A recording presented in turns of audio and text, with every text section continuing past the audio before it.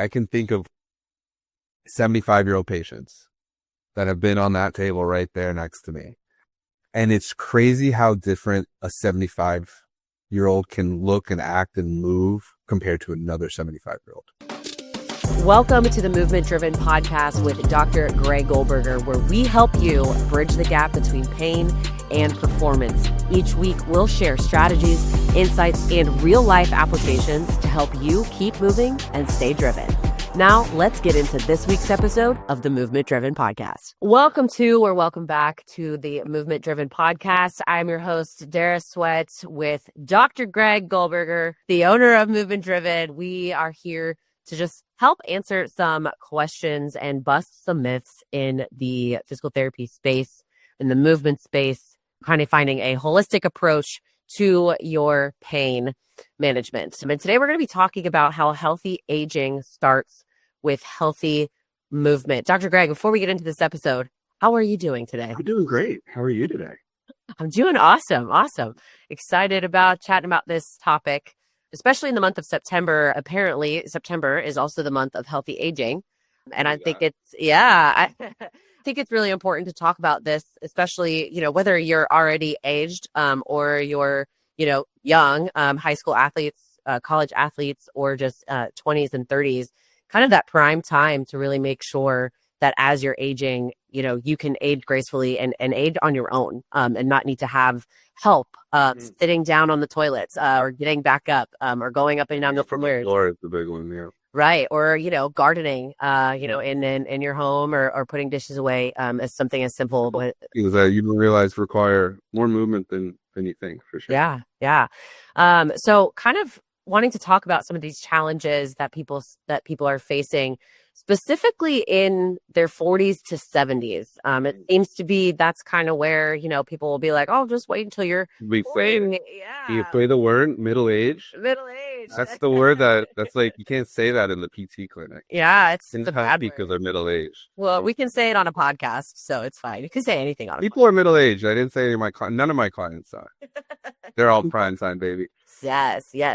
But yeah, this challenge is that because people didn't, maybe take, strength training or things like that seriously as they were young, because they were young and thin and fit, so they didn't feel like they needed to do anything. What are some of those physical challenges that people are facing now who didn't get on that as they were younger? Yeah, I mean, so we can talk about it from two kind of ways. Like, once you're in your 40 to 70 range, we just have to do what we got to do. There's, no crying over spilled milk. We can't do anything about what we didn't do 20 years ago. So I think that's kind of where I want to take more of this. But to real quick to your point, for the 20 somethings, the young moms and dads out there, now is the time that we have to start thinking about. I think personally, I think of like exercises like heart healthy, keep my heart healthy. And I think maybe some people, or a lot of people do, but even as a physical therapist, I'm saying that. And so I, put my PT hat on. It's like, well, we have to keep the whole body healthy. So my job is mostly that musculoskeletal system, right?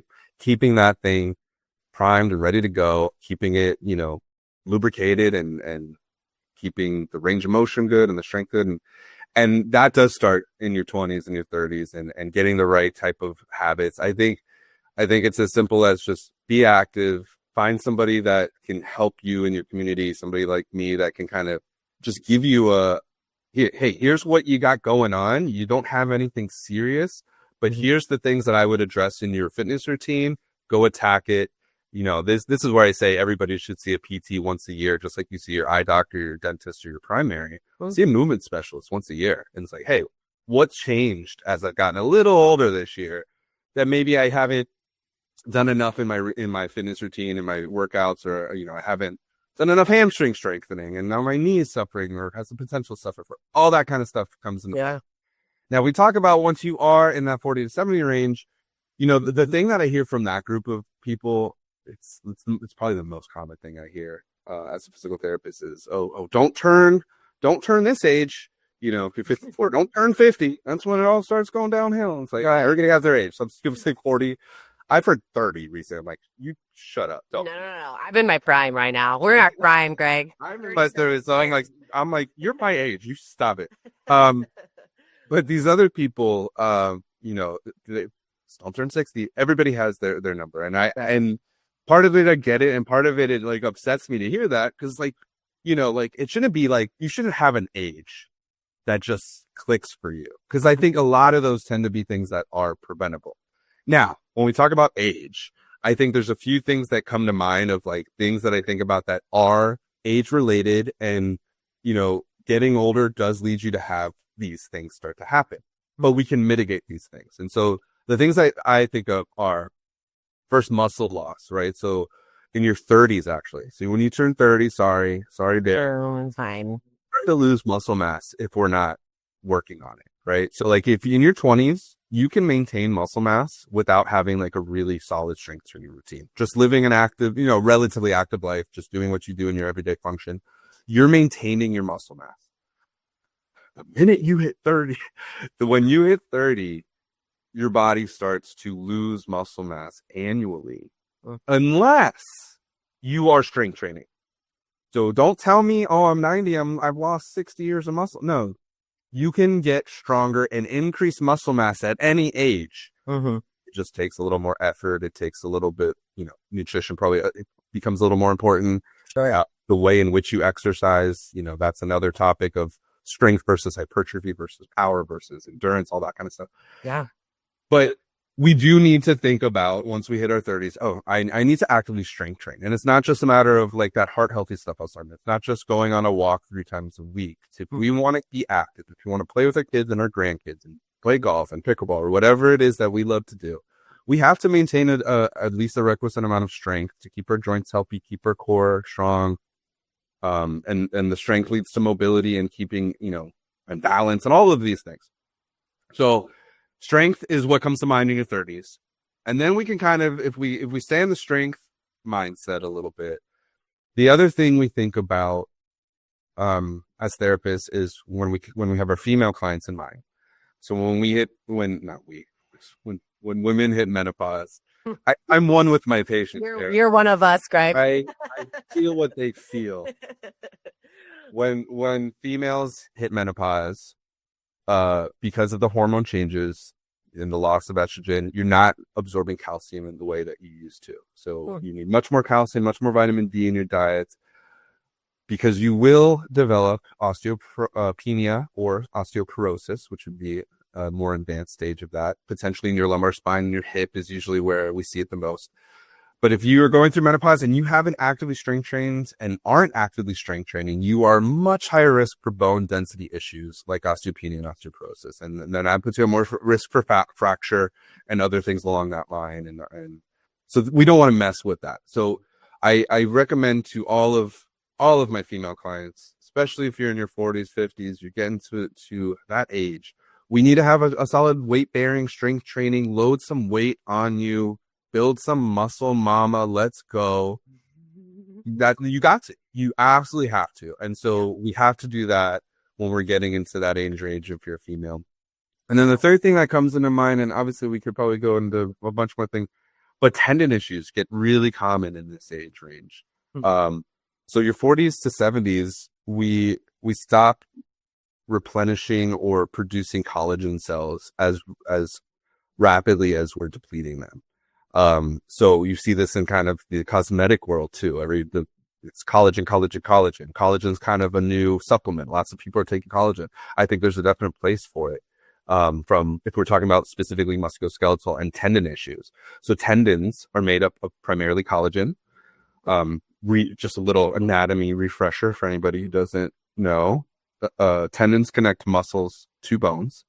So pretty much every muscle you have has a couple of tendons attached to it. And so they're super important to load the system. When we are changing direction, when we are absorbing load and decelerating in sport, those tendons are taking a lot of that force. And if you're loading them in sport with quick movement, high load, such as running and jumping and pivoting and, all the other stuff, but you're not strengthening them and increasing what we call their tensile load. So like increasing the tension in the tendon while lengthening it. So this is eccentric strength training is what's shown in the literature to be best for tendon repair. If we're not having some sort of strength training from that standpoint, then just by nature of being a certain age, we are going to have some tendon issues. So we have to kind of gear our workouts to be, hey, maybe I don't need maybe I don't need the fast CrossFit all the time. I need to slow down, focus on my negatives, my eccentric control, strength day. Or if I'm a runner only, hey, I'm going to get glute tendonitis and Achilles tendonitis any freaking day now if I don't have a lower extremity strengthening routine in my program. So those are some of the things. And then I think we want to throw this in. The fourth one would be arthritis. I have weather people in my clinic. Do you know this, Dara? When you get really bad arthritis, you can sense barometric changes to pressure. And I kid you not, my patients come in like, it's going to rain today. My shoulder's telling me, I'm like, all right, I believe you. One or the other, man. But anyway, arthritis obviously starts to become an issue. Arthritic changes start to happen as early as your 20s. Like even in our teens in our neck, there's a joint called our uncovertebral joint that starts to change as early as our teenage years. So like arthritis is there's a genetic component, there's a lifestyle component. If you do more high flying stunts in your teens, you're going to have some more injuries. You're going to have more arthritis, but there are ways to mitigate that. And again, it comes back to strength. So I think what we found is the four things that I think about as affecting the 40s to 70s all the time, strength can stop or prevent or mitigate all of those things. Wow. So start strengthening if you're not, ladies and gentlemen. Yeah. Yeah. So, I mean, well, let's talk about that a little bit. Why is strength so important? Not just for, that 40s and 50s for, the arthritis and collagen production and all those other things, but just like for independence, like what, where does that come into play as far as, I mean, what you want to if you're going to age healthily or if you're going to age in a healthy way, you want to be independent, right? Like that's the whole point. So let's talk about that. Yeah. Sorry, I just have a lot of things running through my head right now. Wait, like if we're kind of going in that 60, 70, even 80 range, I think what comes down, the word independence becomes a really important word, right? Mm-hmm.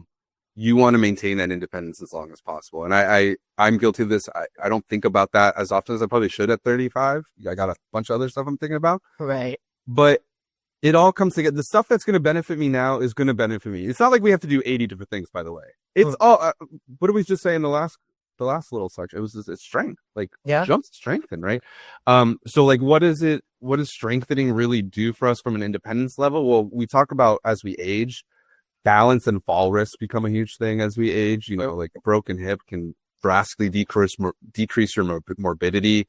People who fracture hips often, their life kind of starts to spiral a little bit in the wrong direction, unfortunately. So like we start strengthening now, we start staying active now, you start getting up and down off the floor every day for the next 40 years, you're going to maintain that strength. I think it is a lot about the strength, because when you maintain strength, you can maintain range of motion really well. Like if I'm doing squats, then my knee and my hip and my low back range of motion is fine. I don't need to do stretching to maintain range of motion. Like maybe I do it for relaxation or recovery, or if I have something that I actually need tissue lengthening. But like, right, if you're doing a strengthening routine, you're getting the heart health that you're striving for in cardio, maybe to a stronger extent, right? HIIT workouts and resistance training show to be better for your heart than cardio training alone. So I think it's just the strength kind of does it all for you. It prevents everything that we've talked about thus far. It leads to better balance as you age. It leads to better cardiovascular results. And then you talk about you're getting better workouts. You're getting a better endocrine response, right? Like pain modulators, your endorphin system, like you're better able to control emotions. And like that stuff we know of exercise as a whole. But I think we definitely have to focus on strength as like that primary. Like if you don't have strength, your exercise program is lacking for sure. And then the one thing I'd say on top of that is the joint health. The first thing I see when people have arthritis and have joint issues and cartilage damage is we need to strengthen around that joint. So being strong and lots of muscle size really does a good job at preventing injury. Yeah, for sure. So what is the risk of not doing this? Like if you're just like, I'll be fine. I'm strong and able now, so I don't have to worry about it as I get older. What is the risk of when you get older and you don't do these things? What could be what your life looks like? Yeah, I mean, if we keep on that strength concept, I mean, obviously it's the things we talked about before in terms of, well, now I don't have as much muscle. I don't have as much bone density. I'm at risk of all types of injuries, right? Whether it's a simple ankle sprain or something more complex. I think it's as simple as the old adage of if you don't use it, you lose it. Like, Yeah. it's so cliche, but cliches are cliches for a reason. They're true. Right. Yeah. If you don't have any injury at all, nothing wrong with you, and you never touch your toes, I guarantee you'll lose that ability. You're going to lose the spinal range of motion you need. You're going to lose the hip range of motion, the joint range of motion. You're going to lose the hamstring flexibility, the glute strength, the core stabilization, the balance. Like, you're going to lose it. Like, obviously that's a weird example, but if you're never doing any of it, Yeah. I can think of 75-year-old patients that have been on that table right there next to me. And it's crazy how different a 75-year-old can look and act and move compared to another 75-year-old. Oh my God. Yeah. Like, they can look like they're 40 years different. Yeah. One looking 90 and one looking freaking 40. Yeah. It's insane. Like, I have runners that run marathons and she's like, I think she's pushing 80. And she's Wow. amazing. And then I've had in my past 60, 50-year-olds that's like, you haven't moved in your adult life. And then, obviously that's a wide range. And not everybody listening is going to probably fall somewhere between that. Sure. Those end ranges of the spectrum. But if you don't use it, you lose it. So I think it's as simple as everything in moderation. Do a little strength, do a little cardio, do a little mobility, keep it moving, keep it fun, and then you'll be able to be active as long as you want to. Yeah, no, it's always been interesting growing up where my grandparents are, my grandpa is going to be 88 this year. And I just started to see him slow down, like literally in the last couple of years. And that's one thing that he would always say to me is if you don't move it, you lose it. I mean, the man was playing tennis tournaments when he was 80 years old. You know what I mean? My grandpa's the same way. My grandpa he was 84, he was still shooting at 84 on the golf course. Like, it was insane. Like, I wish I could shoot 84 on the golf. Like, I would get up there and just try to hit the crap out of the ball, and he's just nice and easy. He's like, and that's kind of like just nice and easy, just a little bit. So you don't have to go crazy. You just have to be consistent, and try to have a comprehensive program, which is sometimes hard, but it's possible for everybody listening, for sure. Yeah, absolutely. What are some of your favorite exercises for longevity that either you do or maybe you give homework to your patients, or that you would tell somebody who is like, what can I do to make my life live longer and my movement better? Yeah. I mean, if we're talking about strength, I think it comes down to learning, right? Like, I think the biggest thing I want to get across to my patients is I don't want to just quote unquote fix you or help you rehab this injury. I want you to learn how we did it, because chances are you might have a repeat. Like, I'm not going to fix you forever. Like, you might have this back pain come back in 3 years. I don't want you to have to invest the whole time around. I want you to learn what you did with me the time around to prevent it, first of all, from ever coming back again, hopefully. But if it does, you know how to navigate around it and make a 3-month, 6-month ordeal into, hey, I was in pain for a week. Okay. Yeah. Because I knew what my body was doing. I wasn't freaking out. It wasn't fear of motion. I knew which exercises worked for me because Dr. Greg, I still had him in my email from when I worked with. I want you to learn how to do this, how to understand the concepts of strength versus hypertrophy versus endurance, so that you can program your own exercise routine if you so choose, so that you feel well-rounded in a gym to be able to strengthen for the next 40 years. Like, that's my goal for my patients, is to just learn your way around a gym and feel really confident, and to be able to do it without necessarily somebody standing over you all the time. Yeah. But in the simplest, I think longevity comes down to you have to enjoy it. So, some people just don't love to work out, and I totally get it. And so you have to find what do you love to do? Do you love to surf? Do you love to swim? Do you love to play golf? Do you love to play with your grandkids?